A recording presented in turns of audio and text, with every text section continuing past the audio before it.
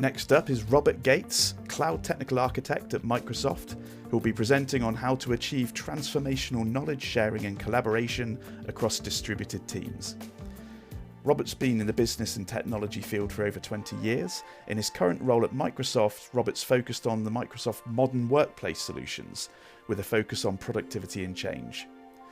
Robert's been heavily focused on Microsoft Teams and using it as a catalyst for organizational digital transformation and user productivity. If you have any questions for Robert, please enter them in the session Q&A on the right-hand side. Then after the session, please click on the next agenda item to enter the live Q&A. Hello, and thank you for attending my session on how to achieve transformational knowledge sharing and collaboration across distributed teams, and potentially even teams locally to you. My name is Robert Gates. I'm a technical architect at Microsoft, focusing in on cloud technologies, user adoption, and business transformation.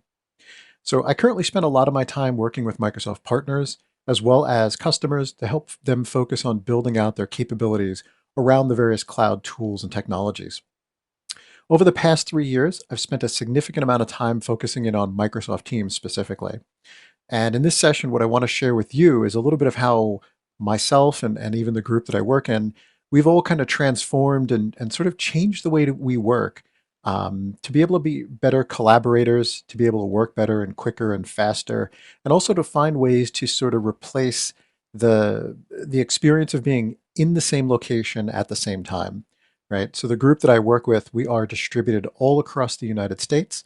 None of us actually work and reside in the same office, but we work together day in and day out like we are sitting in the same location, same office, and collaborating. So, as we kind of look at some of these conversations, I'm going to walk through and give you some examples, and I want to pull up the Microsoft Teams client and really talk through a bunch of different scenarios. It's really interesting in sort of how we're beginning to see different patterns and changes of behavior and how those can really sort of help ignite collaboration and communication in some sense potentially better than the way we usually communicate and collaborate while we're within the office. So let me switch over to a couple slides here. All right, so when you think about remote work and sort of the evolution of remote work, it has changed drastically over the years. As a matter of fact, this is a picture of one of my first portable devices that I had.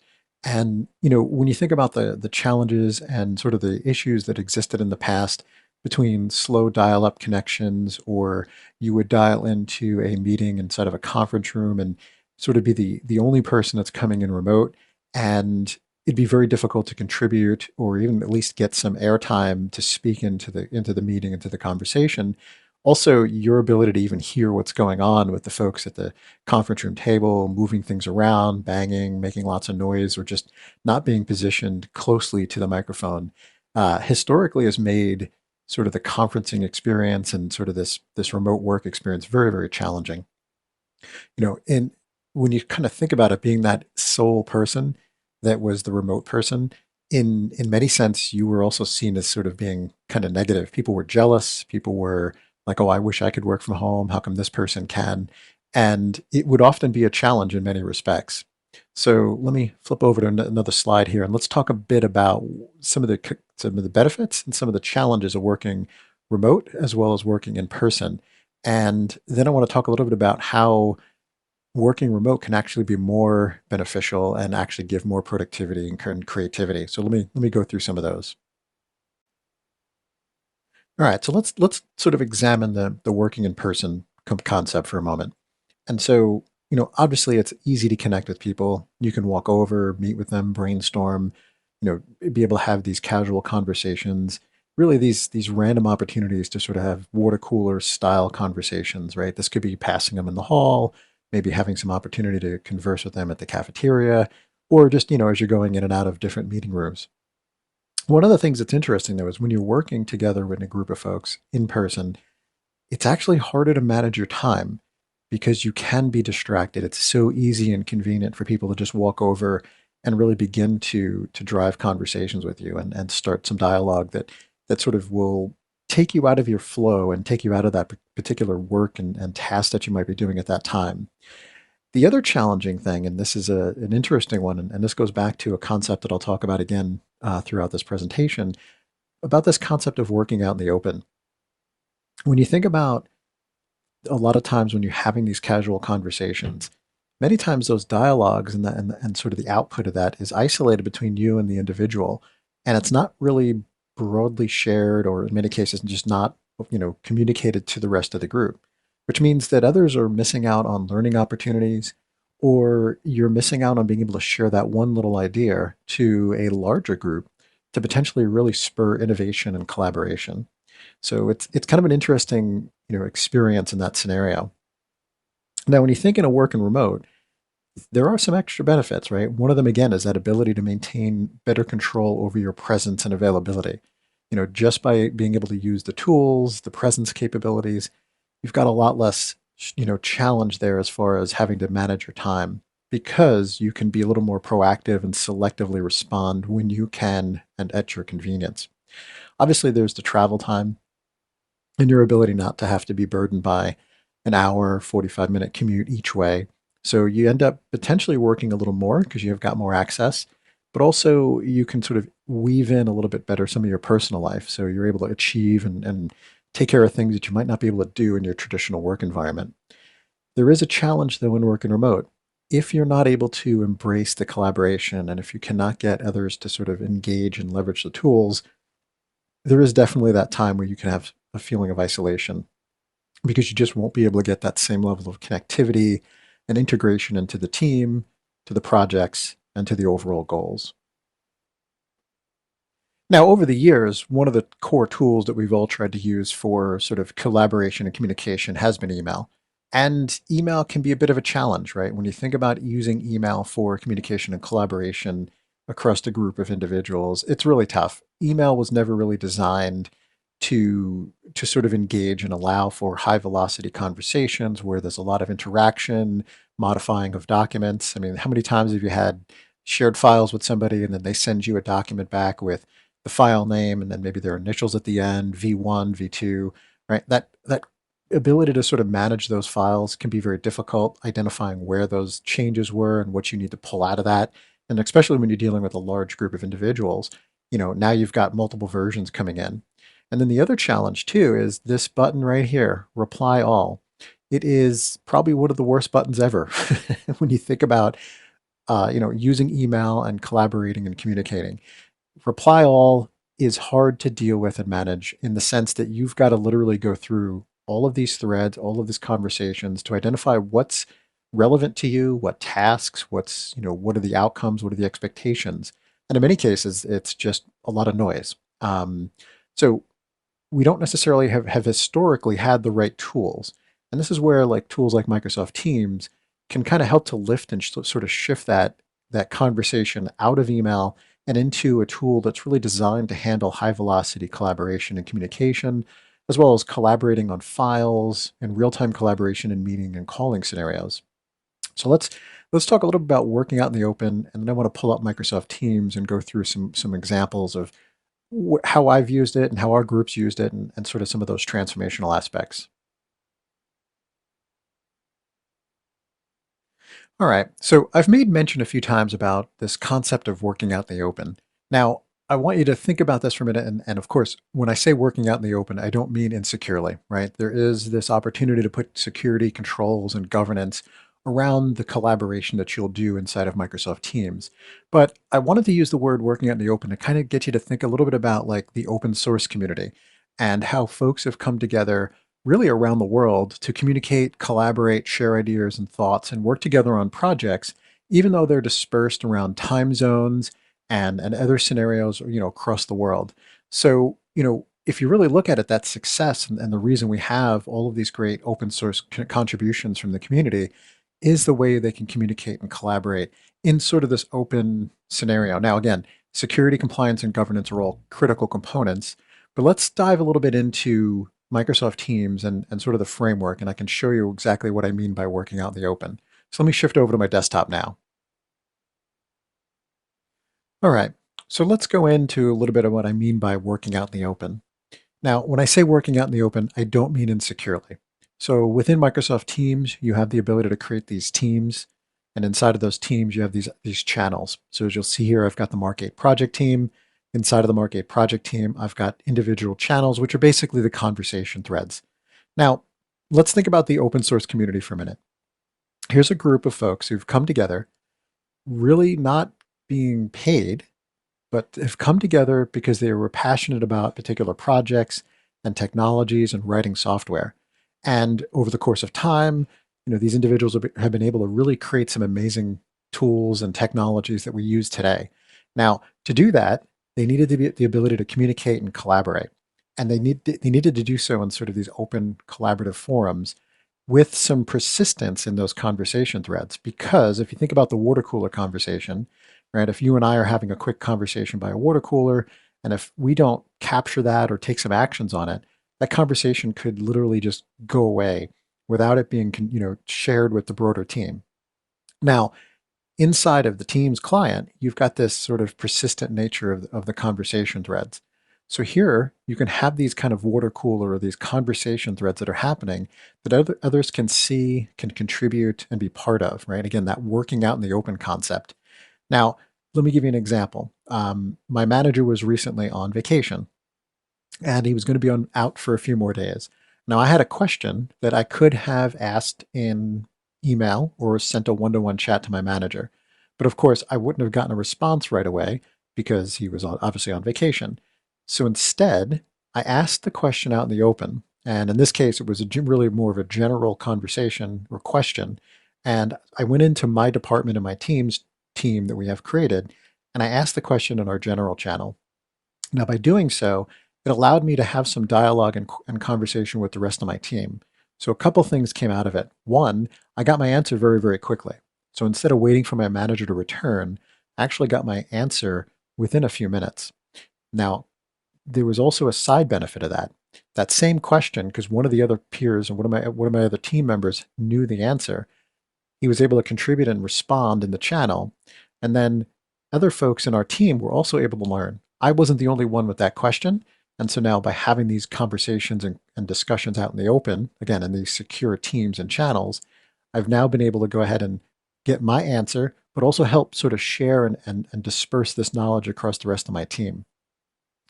There's also situations where you can think about having maybe a meeting out in the open. So one of the things you'll notice here in the Microsoft Teams client is there's a Meet Now button inside of the various channels.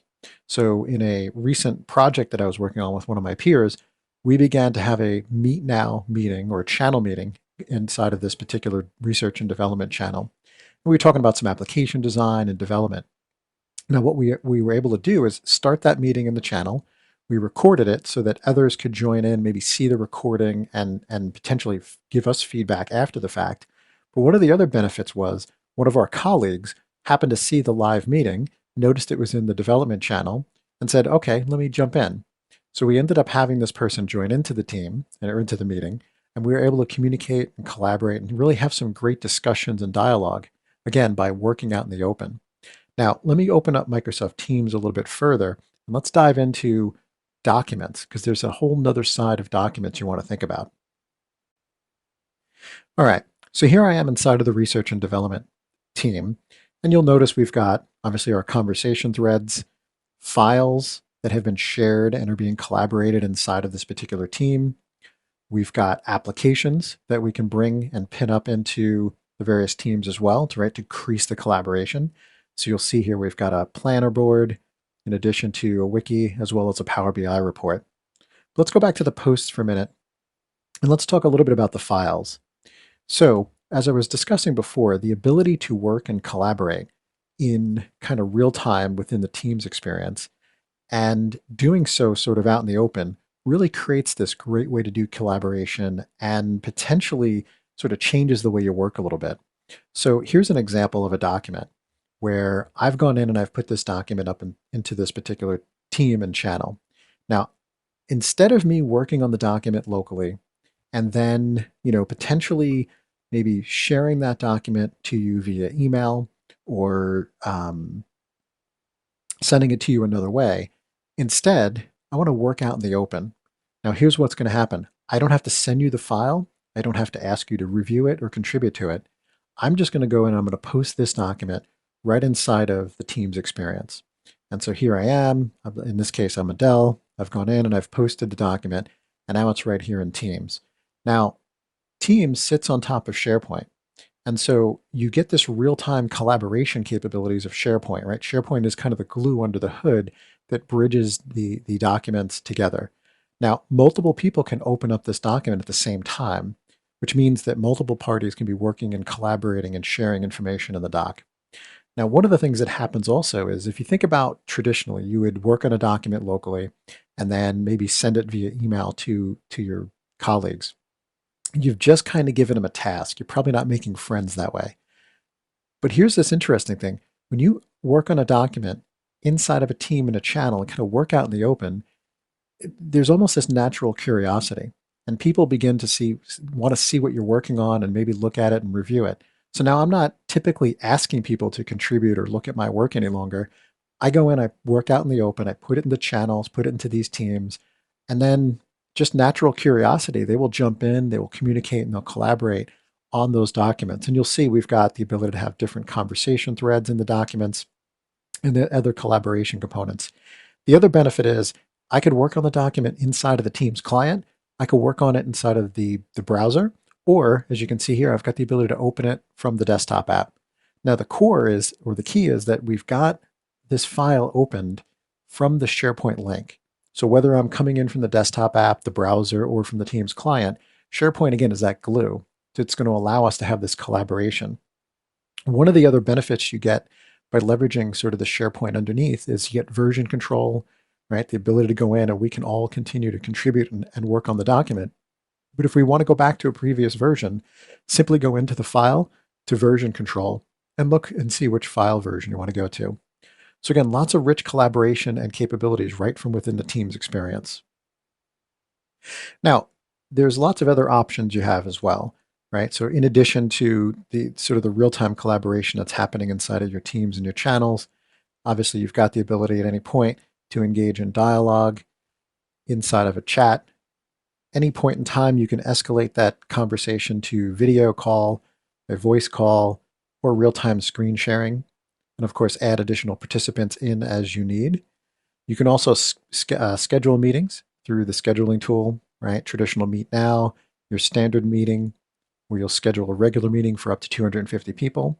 Or you can schedule a webinar, which is what we call a live event, where you can support up to 10,000 attendees to be able to join and consume your content. Also, don't forget the Teams client is a phone system, so you also have the ability to use it as a phone system as well. Now, one thing that comes up quite a bit is, what happens if I get added to a large number of conversation threads, a large number of teams? Because it will happen over time where you will end up getting joined or be part of a larger number of teams. And you'll see in this demo here, I have quite a few teams that I'm part of. Clearly, I could be added to many, many more over the course of time. Now, there's this opportunity, though, to have a lot more control over the conversations and the threads that you really care about, and not necessarily if you have to have the feeling of being overwhelmed because of all of the different chatter. So a couple things to highlight. Within the team, you do have the ability to hide specific channels that you are, really not interested in. In this case, go-to-market planning. I don't do go-to-market strategy, so in this case, I could hide that channel. Or at some point, I can come in and take a look at maybe digital assets. Suddenly, I'm now part of the graphics team. Well, I can easily pull that back in and bring that into the conversation. Now, depending on what's going on, there may be situations where the go-to-market plan is not really my primary responsibility, but I noticed that it's bold, which means that there's a new conversation going on in that particular channel. So in this case, I might be able to jump in and contribute. Again, think about this working out in the open concept, right? To be able to collaborate and communicate with your peers. Well, maybe there's something question or conversation going on, and just based on my background and experiences, maybe I can add some value. Or just simply learn and be able to take that information and use it for other purposes down the road. So you'll see I've got the ability to organize and manage my channels. Very similar to the teams, I can choose whether or not I'm part of the team or not. In many cases, I will be, I'll leave the teams there and just keep them and just choose to go through teams and channels that are, important and relevant to me. Maybe the go-to-marketing plan, again, I can contribute and add some value. I'll only typically go to that channel if I am maybe on my coffee, having my morning coffee or something. Now, the one thing that's interesting too is you've got to remember that there's a lot of social media style tools that we have inside of the Teams client. Now, what happens if maybe somebody in the research and development team or channel suddenly needs to call my attention? Well, they don't know if I'm really paying attention to that channel or if I'm engaged and really actively conversing and monitoring it. Well, in this case, you've got the ability to leverage the at mention. And so at any point in time, those individuals can at mention me to draw my attention to that conversation thread and get me to be more engaged into those components. So, don't feel like you're overwhelmed or you might get, it just might get too onerous. You've got the ability to really manage these teams and these channels and prioritize them based on what's important to you.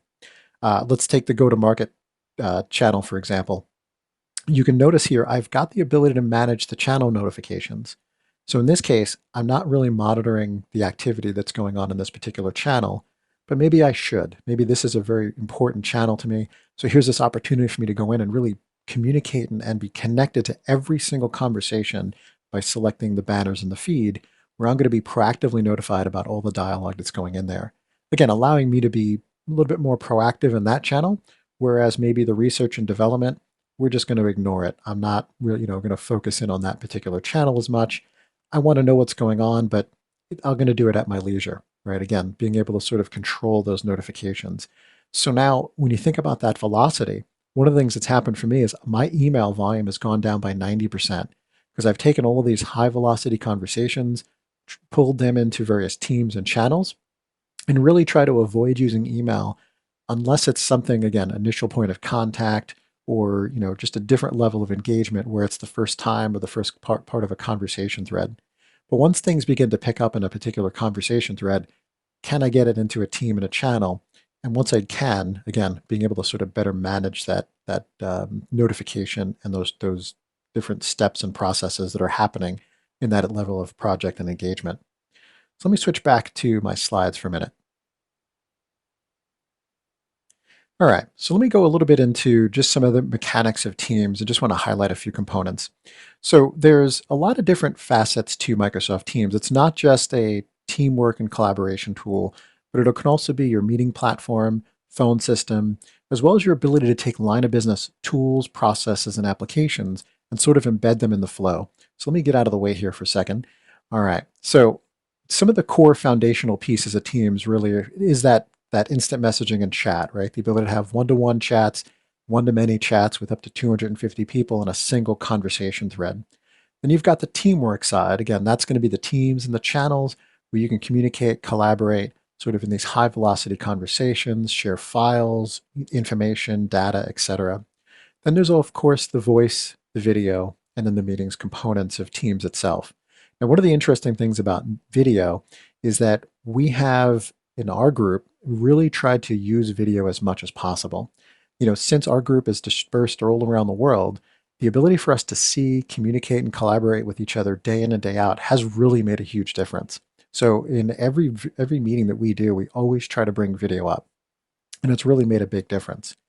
Now, once you get sort of the foundational pieces of Teams operational and you got people comfortable and sort of adopting and using the tools, there is sort of this opportunity to empower the users where you can leverage the first party apps, Word, Excel, PowerPoint, Planner, Power BI, right? All of these rich capabilities already part of Office 365 and kind of bolt them on and add them into the Teams experience, right? To centralize the information, the knowledge, the files into this dashboard or this single pane of glass, right? To reduce that concept of context switching so that somebody doesn't have to keep jumping out from Teams to other platforms across the board. Now, as you think about even going further, as you go through and you're looking at those opportunities to empower people with the tools and the capabilities of Microsoft Teams, there is the opportunity to extend Microsoft Teams across the line of business into other platforms, other systems, integrating it into help desk and other a wide range of components. And that's where the extensibility side of Teams gets really interesting, because here you've got this opportunity to add bots and tabs, connectors, build actionable cards, connect into things that are sitting in Azure and Dynamics, even on-prem services. So lots of opportunities to really take the team's experience above and beyond just the teamwork and collaboration, but again, into the voice, the video, maybe replacing a PBX, and then taking applications and process and product that you may have and sort of building an automation and sort of this transformation component inside of the team's experience. Now, I do want to highlight, you'll notice there's that box for security compliance and governance. Because Teams is built on top of all of the rich capabilities of Office 365, you've got the ability to leverage security, compliance, and governance from many different angles, depending on how you want to configure and what your policies and procedures are. And then also, when you're thinking about deploying it, adoption and change management, it's really important that you look at the user, ensure that the user is comfortable and is really leveraging the platforms. All right. And one final thought for this session today. When you begin to leverage the team's experience and you're having these communications and these collaborations, again, as I mentioned earlier in the session, the ability to have clear, consistent audio, really, really helpful. That's probably one of the most important pieces. People can accept if the video is a little grainy or if it's a little dark, but if they can't hear you, it really does take away from that collaboration experience. So I like to use a good over-the-ear headset that covers both ears to give me that immersive experience.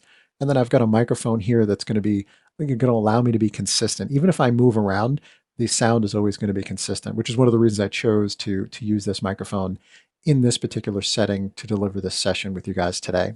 So, again, communication, collaboration, this concept of working out in the open, really, you need to think about changing how you work and sharing files and working out in the open with your files, having meetings in channels to have the ability to work out in the open. And then really, when you start to think about your conversations, try not to send an email, try not to do a one-to-one chat, but think about, is this conversation, acceptable to put into a particular channel on a team?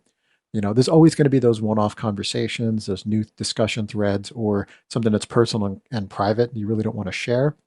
And totally makes sense to do it in email, to do it in one-to-one chat. But if it really isn't personal and private or confidential, definitely bring it into the appropriate teams and channels, right, to create that innovation and collaboration. So appreciate your time. I'm going to open up the floor now, I guess, for some questions. So thank you very much.